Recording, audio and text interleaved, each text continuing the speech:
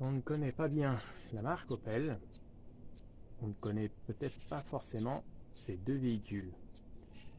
A priori, ce sont deux Opel, décapotables ou deux roadsters, et on pourrait croire qu'ils sont relativement similaires.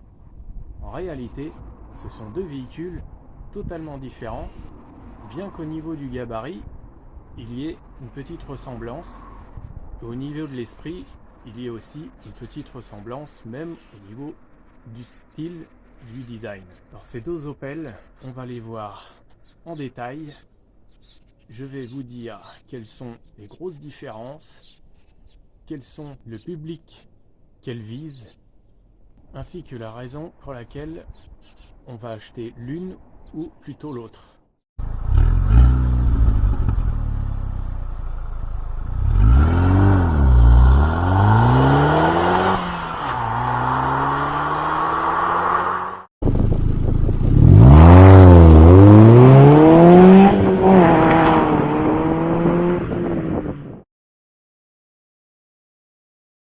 Commençons d'abord par les quelques points communs qu'ont ces deux voitures. Alors au niveau motorisation, on trouvait du 4 cylindres et du 4 cylindres. 16 soupapes pour toutes les deux.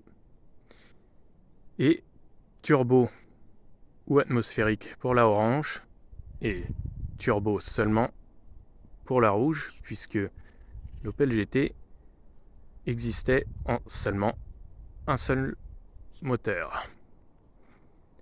Donc on n'avait pas trop le choix en France, je précise, car dans d'autres pays, cette voiture pouvait être équipée de plusieurs moteurs, notamment atmosphériques, mais vendue sous un autre nom, puisqu'elle était vendue sous le nom de Saturn Sky aux États-Unis. Ensuite, à part qu'elles sont badgées Opel toutes les deux, il n'y a pas grand-chose en commun entre ces deux véhicules.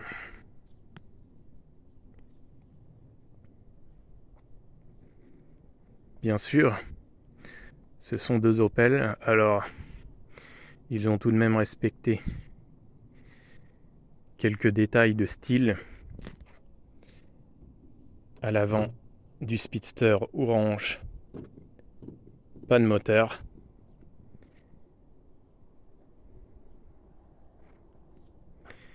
Mais on a tout de même la petite ligne sur le capot et le masque avant. Sur l'Opel GT, on retrouve aussi cette ligne propre aux Opel qui commence au niveau du pare-choc et qui court sur tout le capot.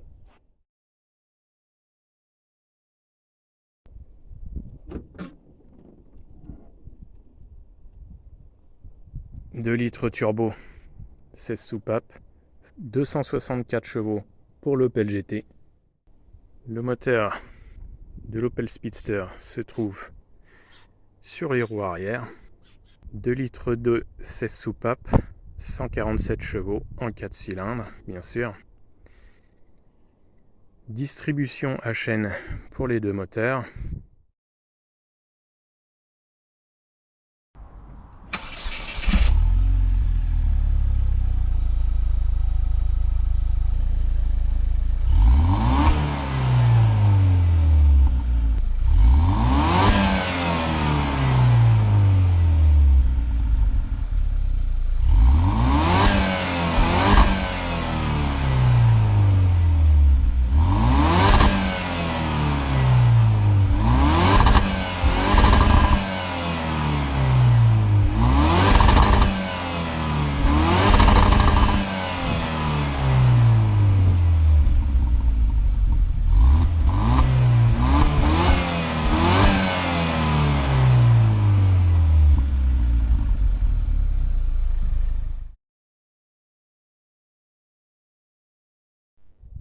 Sonorité du moteur de l'Opel Speedster 2 litres 2 équipé d'un filtre à air conique et d'un échappement sport.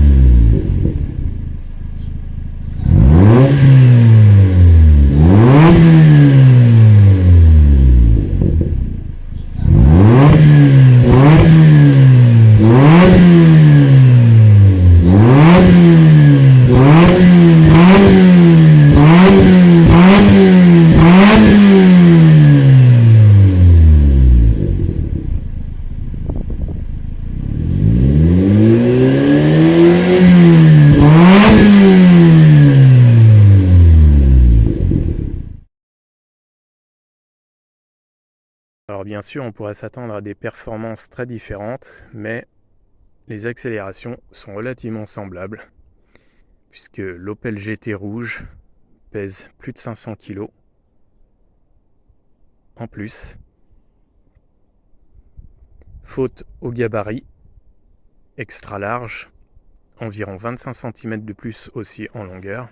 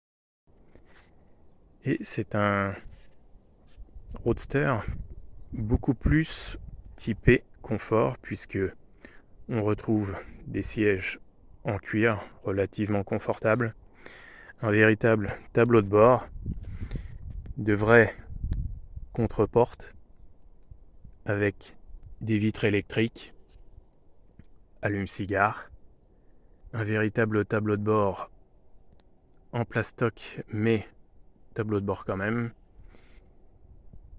avec une climatisation, radio, chargeur CD, un grand vide-poche qui n'est pas forcément très esthétique, des poignées chromées, des cendriers, des haut-parleurs dans les portes, un volant multifonction qui nous servira peut-être.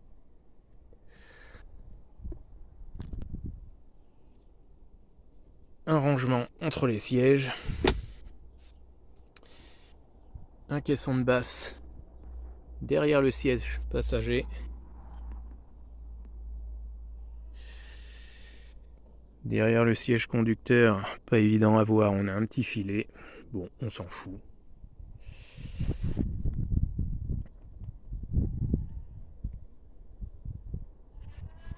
Au niveau du poids, il faut dire aussi que cette version est équipée d'un 2 litres turbo, alors un petit peu de poids supplémentaire à cause du turbo et des échangeurs. Le Speedster existait aussi en version turbo, il faisait 200 chevaux, mais il était beaucoup plus performant, mais un peu plus lourd d'un autre côté. Alors cette Opel GT est pratiquement tout en acier, ce qui explique la grosse différence de poids notamment, alors que l'Opel Speedster c'est plutôt une pistarde en fibre et polyester avec un châssis aluminium,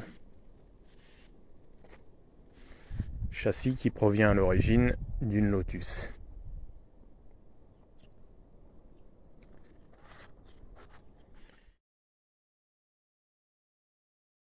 Au niveau de l'arrière, on retrouve un petit air de famille, mais très léger.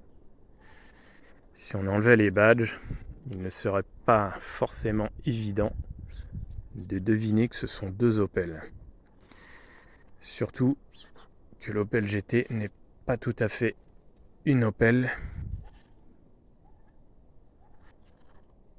C'est autant une Opel qu'une Saturn. Et l'Opel Speedster, c'est partiellement une Opel, mais avec des dessous de Lotus Elise. D'ailleurs, au niveau de l'intérieur, il reste un petit peu de la Lotus Elise, puisqu'on voit encore un peu le châssis. Alors, les amateurs de Lotus ne sont pas dépaysés.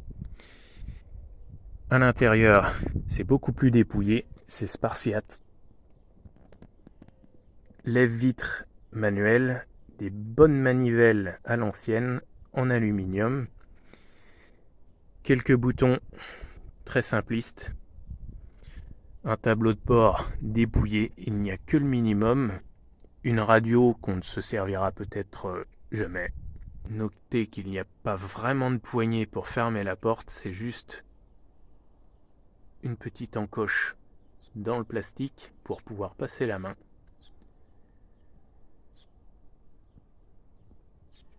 Les sièges cuir et tissu ne sont pas réglables, sauf celui conducteur qui peut avancer et reculer, et basta. Faut pas déconner. Petit haut-parleur derrière les oreilles, qui ne donnent pas grand chose et qui ne servent pas à grand chose non plus.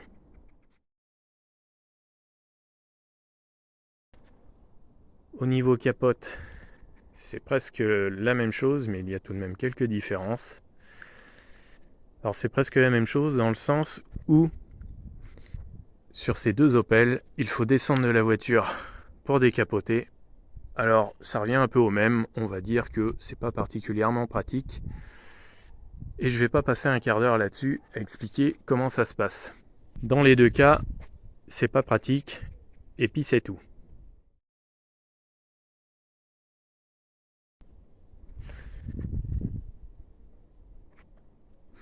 Dans l'Opel Speedster, on gagne un petit coffre pour faire les courses.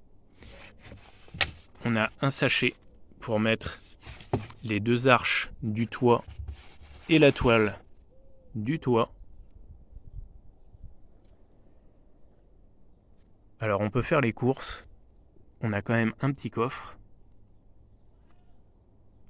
Et on ne risque pas de se faire piquer les courses puisque une fois que c'est fermé, ou plutôt une fois que tout est fermé, parce que le petit problème, c'est que quand le toit est enlevé et qu'on se gare, il suffit d'ouvrir le coffre en actionnant la manette et on a accès au coffre. Alors le coffre ne ferme qu'à une seule condition, c'est qu'on remette le toit sur le véhicule et qu'on ferme les vitres, bien sûr. Le coffre de l'Opel GT, c'est un peu plus grand que sur le Speedster, mais une fois que la capote est dans le coffre, il n'y a plus de coffre. Alors pour faire les courses, je dirais que le Speedster, bien qu'il soit plus petit, il est bientôt mieux foutu à ce niveau-là. En tant que vraie pistarde, elle est beaucoup mieux équipée au niveau freinage. Bien que le Speedster est beaucoup plus léger, il profite de disques de frein ventilés à l'arrière. Il est chaussé en 225, ce qui est hyper large pour une puissance aussi faible. L'Opel GT est chaussé en 245 et n'a seulement que de petits disques à l'arrière. Alors ça freine bien, mais pas sur circuit. Ce n'est vraiment pas la vocation du véhicule. En haussant le rythme, avec l'Opel GT, les freins ont tendance à chauffer, alors qu'avec l'Opel Speedster, pas trop de soucis à ce niveau-là.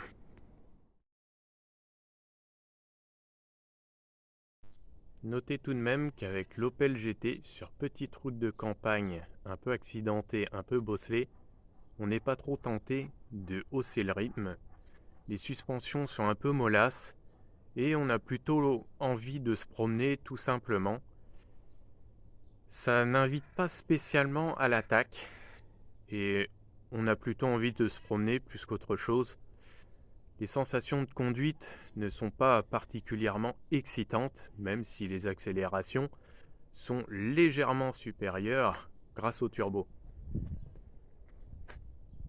Avec l'Opel Speedster, c'est tout autre chose. On est à ras du sol, c'est un karting, on a des sensations de conduite exceptionnelles.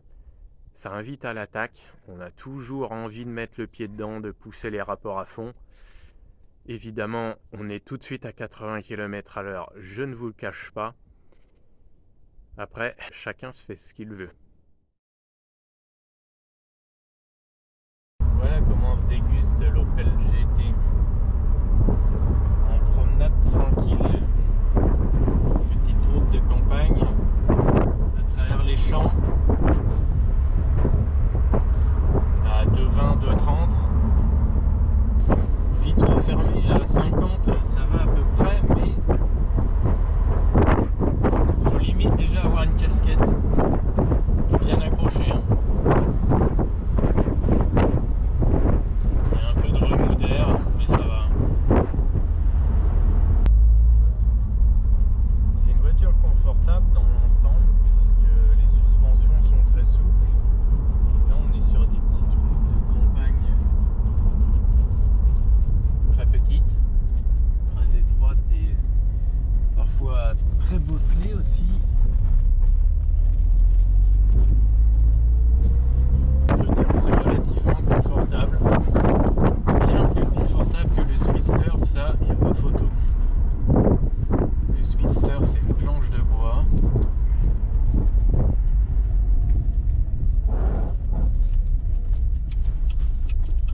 On a la lame qui est sous le moteur qui frotte un peu.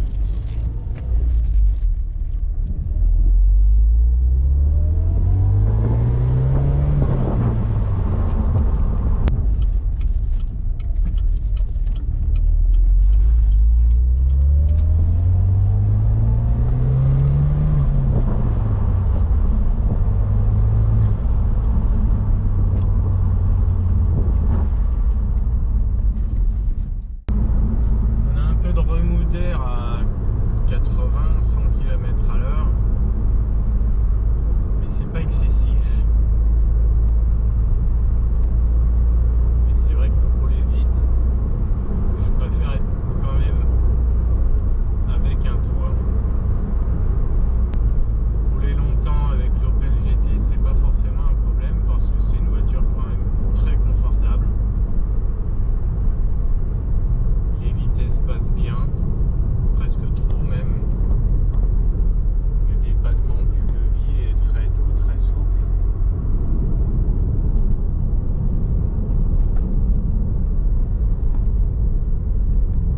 Le freinage n'est pas compliqué à gérer. Il n'y a que roue braquée où c'est pas terrible.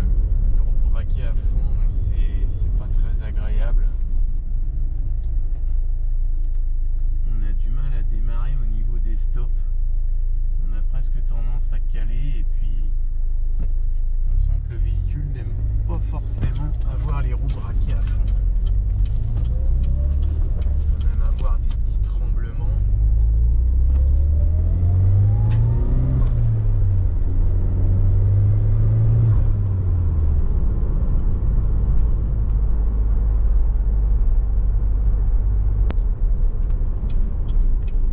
Pour faire des promenades cheveux au vent, c'est nickel. Et on a aussi beaucoup de reprises pour faire un dépassement.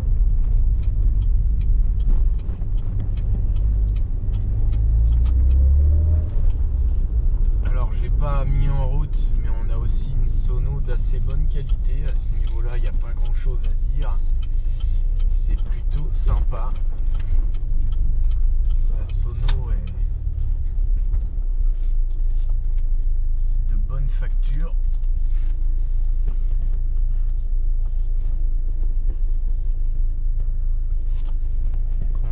conduit, je dirais que la planche de bord ne pose pas trop de soucis, même si elle est un peu hideuse. Mais les compteurs compte-tours ne sont pas hyper lisibles. C'est à peu près tout ce qu'on peut reprocher.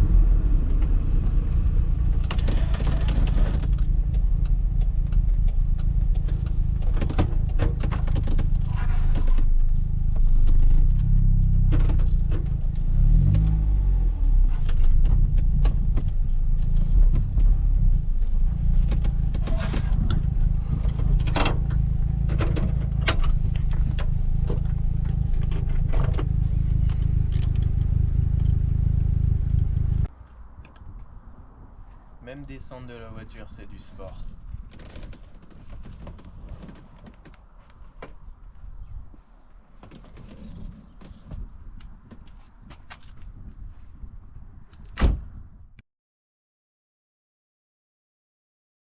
Pour récapituler, l'Opel Orange 147 chevaux, l'Opel Rouge 264 chevaux, 1400 kg environ, 900 kg pour l'Opel Orange. Le 0 à 100 est abattu à peu près dans les mêmes temps.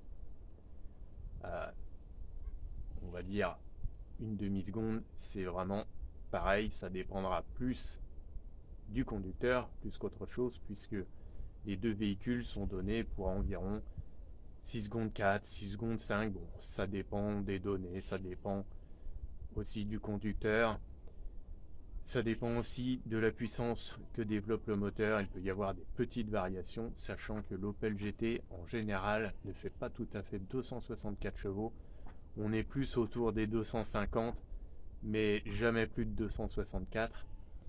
L'Opel Speedster fait 147 chevaux avec un filtre à air et un échappement. Quasiment obligatoire, on est plutôt autour des 150 chevaux, peut-être un peu plus, mais voilà, approximativement 150 chevaux. Vitesse de pointe un tout petit peu supérieure pour l'Opel GT, environ 230, un tout petit peu moins pour l'Opel Speedster, mais il n'y a pas une grande différence, c'est pareil, de toute façon, pour rouler à 80, pas besoin de rouler à 230.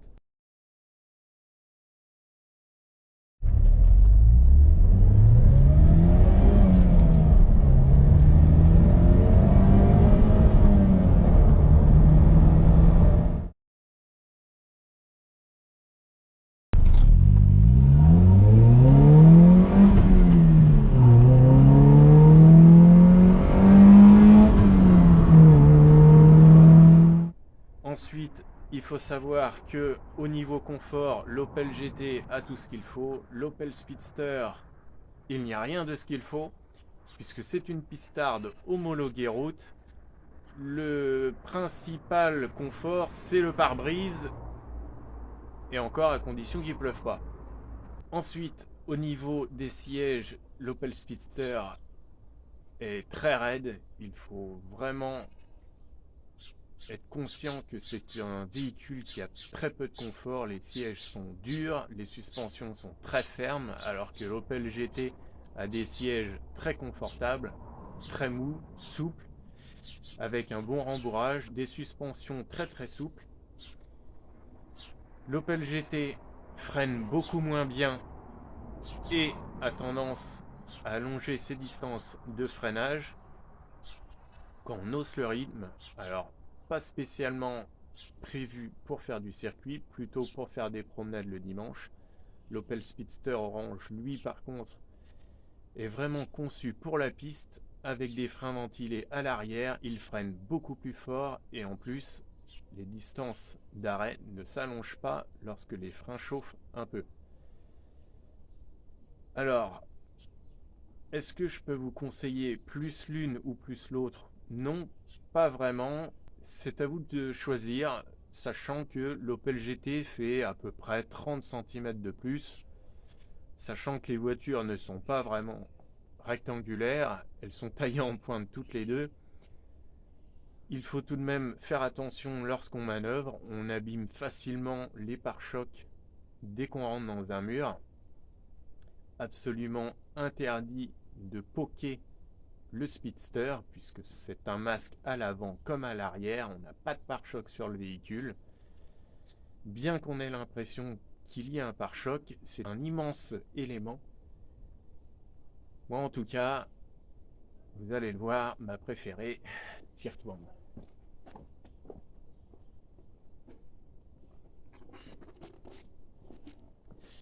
Et je vous dis à une prochaine.